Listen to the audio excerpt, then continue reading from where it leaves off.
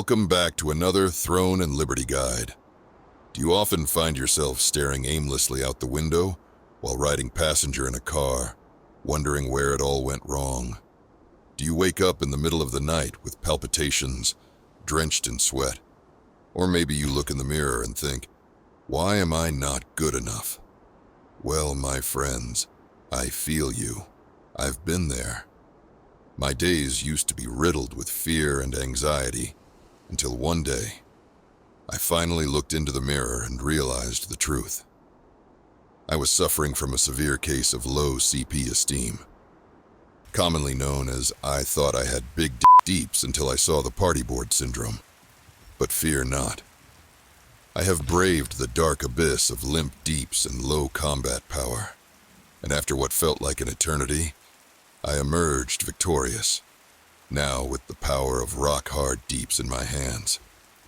Mostly in my right hand, although on occasion, I sit on it until it goes numb so it feels like someone else's. And yes, my friends, with this newfound strength comes a renewed sense of purpose. I'm Dumbs, and today I will guide you on the path to restoring your self-worth, reflected in those glorious, glorious combat points. And where does that journey begin? Well, the first step to reclaiming your rightful place as a legendary deeps is leveling up that glorious purple gear. And where do we start? Growthstones. You're going to need plenty of these little power-packed gems to upgrade your weapons and armor to their full potential. Trust me, without them, you'll be stuck in the dark abyss of limp deeps for eternity. So, in this guide, we're going to focus first on how to get these little sons of Growthstones. Start by hitting escape and click on the shop icon. At the top of the shop menu, you'll notice 3 currencies: Lucent, Sollant, and Ornate Coins. For this guide, we're focusing on Ornate Coins, because they are one key to getting Growthstones. Now, how do we get Ornate Coins? There are 2 main ways. First, Codex pages. You've probably seen those purple books scattered all over the open world. Every time you collect a Codex page, you're rewarded with 3 Ornate Coins. And with over 150 of these pages available, you can gather a ton of coins just by exploring and picking them up. It's simple. The more you explore, the more coins you get. Second, developer gifts. You know how we have regular server maintenance, right? Well, sometimes the devs, bless their generous hearts, send us compensation chests loaded with Ornate Coins as a thank you for putting up with the downtime. Make sure to check your mailbox after maintenance to grab those gifts. Now that you've got some Ornate Coins, go back to the shop menu. On the left side, click on the Ornate Coin tab, and you'll see a list of items you can buy with them. And yes, right there on the list, you'll find our precious Growthstones. There is a limit to how many you can buy, but hey, it's still an excellent way to stock up and get one step closer to leveling up that purple gear.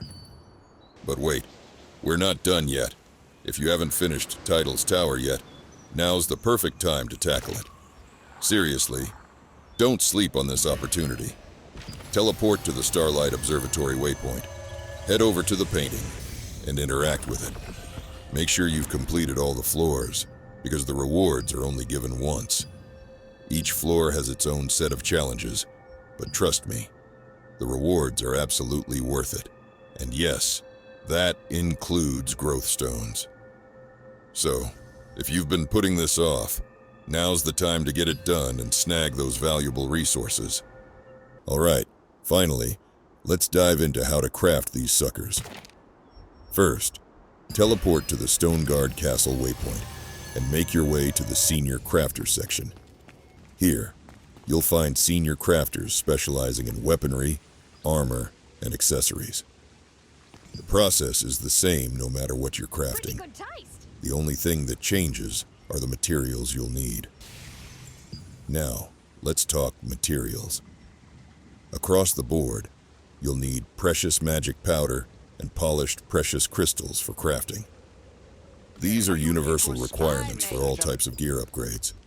The rest of the materials will depend on whether you're working on weapons, armor, or accessories. But those two ingredients are always a must.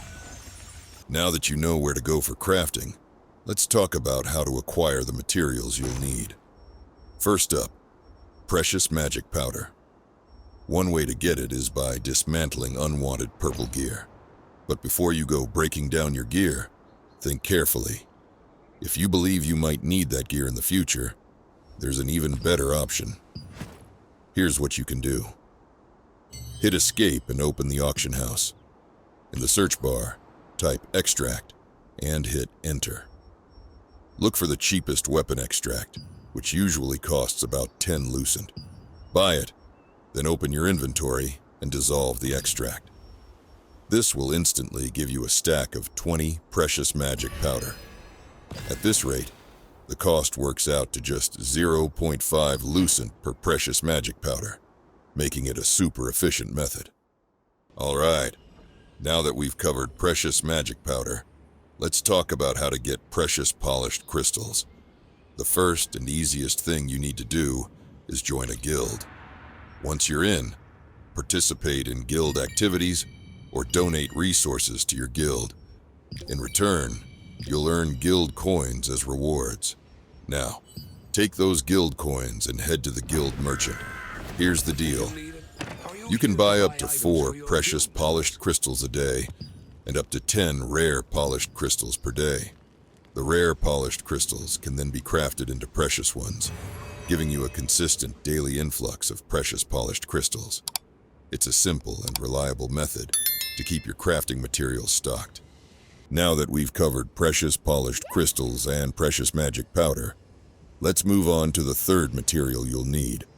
This includes precious Stalon ore for armor, precious emerald ore for accessories, and precious rubrics ore for weapons. Before I explain how to get these materials, let me mention something important. If you have Lucent and prefer a faster route, you can click on the alternate item button during crafting. This will switch the required material to a version of the ore that you can buy directly from the auction house using Lucent.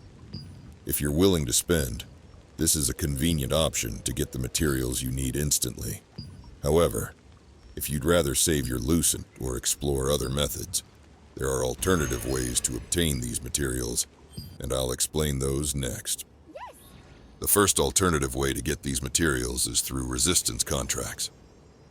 Visit any resistance contract manager and interact with them. You'll see a list of contracts, each with its own set of rewards. Look for contracts that offer the materials you need, like rare magic powder, rare polished crystals, a variety of ores, or even rare base material selection chests. Choose the ones with the rewards you're after, complete the contracts, and the materials are yours. And here's an added bonus. While completing these contracts, you'll be fighting monsters that also have a chance to drop some of the materials you're looking for. It's a win-win situation. You complete the contract for guaranteed rewards, and you might even score extra materials along the way. From there, you can craft everything into their higher tier versions for your upgrades. Now, let's move on to another extremely effective way of gathering materials, venturing deep into the many open-world dungeons scattered across the map. Yes, you know exactly what I'm talking about. Those little ominous, scary, glowing golden gates that dare you to step inside.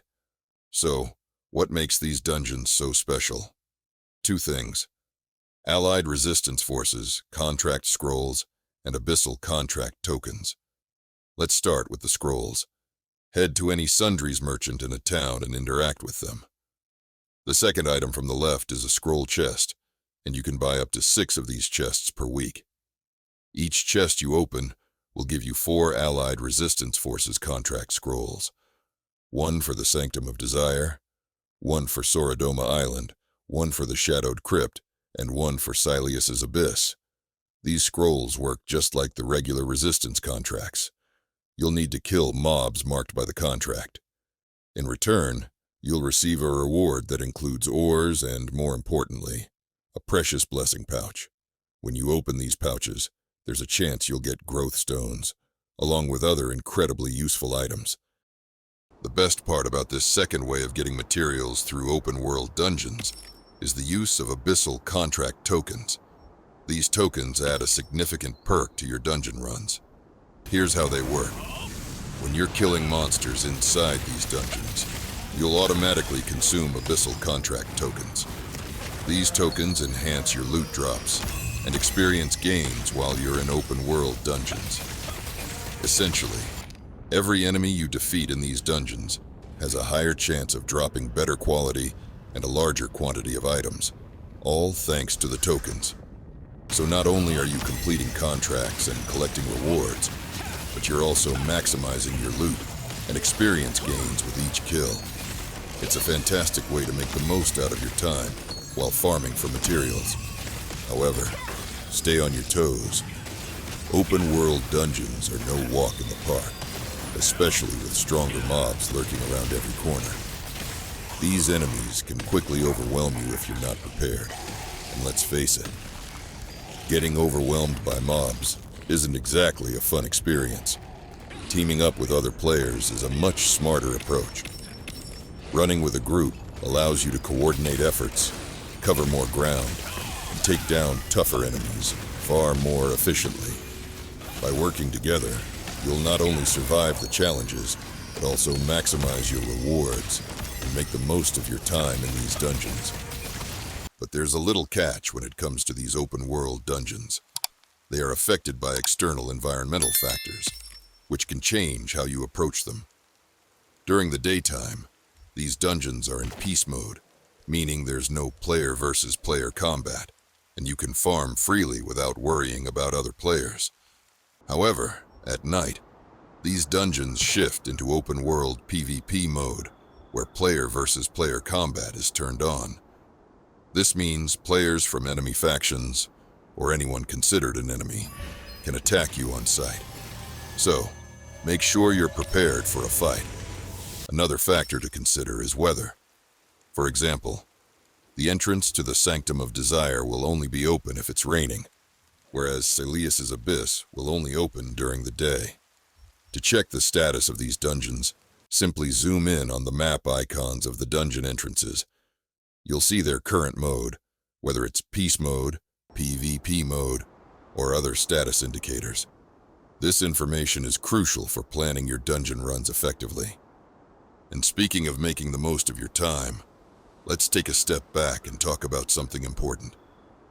Resistance contract rights and Abyssal tokens. We've already talked about how crucial it is to complete contracts and explore open-world dungeons, but what happens if you run out of contract rights or Abyssal tokens? Don't worry, I've got you covered. Let's start with resistance contract rights. These are what you need to take on resistance contracts. Each day, you're automatically given 10 new rights, which are added to your total. These rights are designed to stack up to a maximum of 60, but the game generously gives you a small buffer, allowing you to reach 66 rights. However, anything beyond 66 won't accumulate, so it's important to use them regularly. Every time you accept a contract, one contract right is used, so it's crucial to plan your activities wisely to avoid wasting potential rights.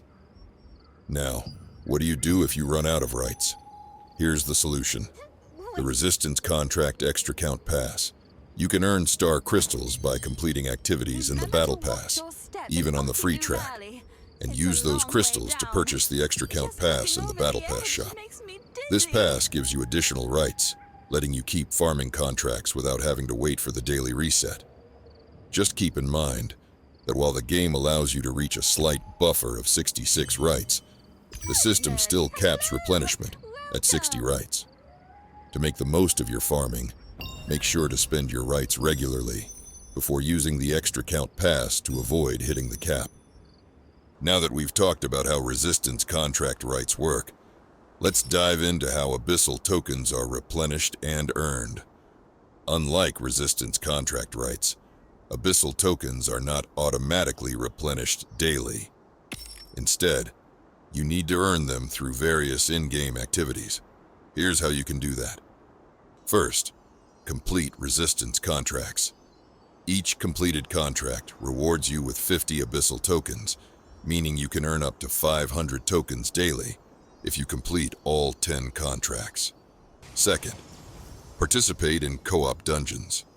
Some dungeons reward Abyssal tokens upon completion, making them a great way to restock your tokens while farming for other rewards. Third, progress through the Battle Pass. By completing Battle Pass activities, you earn star crystals, which can be spent in the Battle Pass shop to purchase additional Abyssal tokens when needed. Finally, complete Amatoi expeditions. Higher level expeditions can reward Abyssal tokens, providing another reliable source to maintain your supply.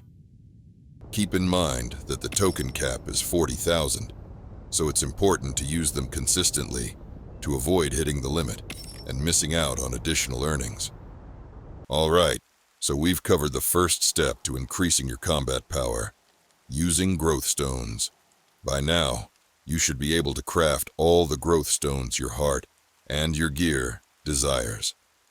Now, let's move on to the second step, leveling up your skills. To do this, you'll need skill growth books. But don't worry, it's not as daunting as it sounds, because you already know everything you need to craft these books. The grind is essentially the same as it is for Growthstones.